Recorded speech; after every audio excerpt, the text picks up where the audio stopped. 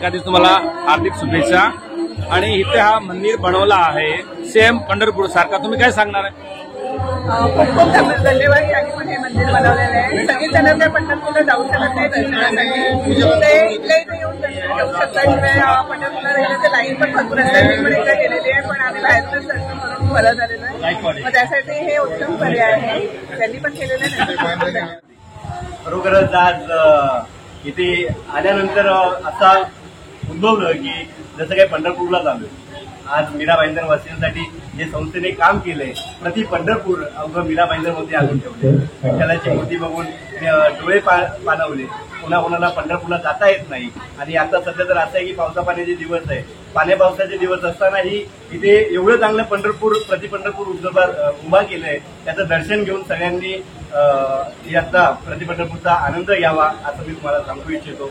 आज मीरा भाईंदरमध्ये जे तुमच्या संस्थेने एवढं चांगलं पंढरपूर उभारलंय, दरवर्षीप्रमाणे आषाढी एकादशीला असंच पंढरपूर मीरा भाईंदरमध्ये लोकांना बघायला मिळेल अशी अपेक्षा मी तुमच्याकडनं करतो। धन्यवाद।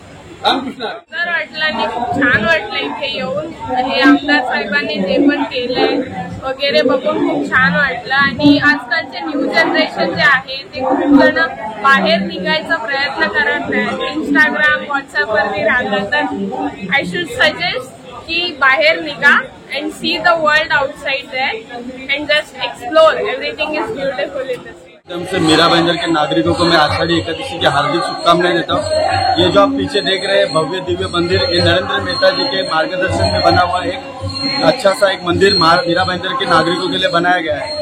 जो लोग पंढरपुर नहीं जा सकते, अपने माता पिता को लेके, अपने परिवार को लेके, उनकी सोच लेके नरेंद्र मेहता जी ने, आप देख सकते हैं इतना भव्य दिव्य मंदिर पंढरपुर की प्रतिकृति यहाँ पर स्थापना की है। लोगों का भी एकदम प्रतिसाद एकदम स्मरणीय है। लोगों का यही मांग है कि यही पंढरपुर की प्रतिकृति हर साल यहाँ पर रखी जाए, यही मैं आपके माध्यम से बोलना चाहता हूँ।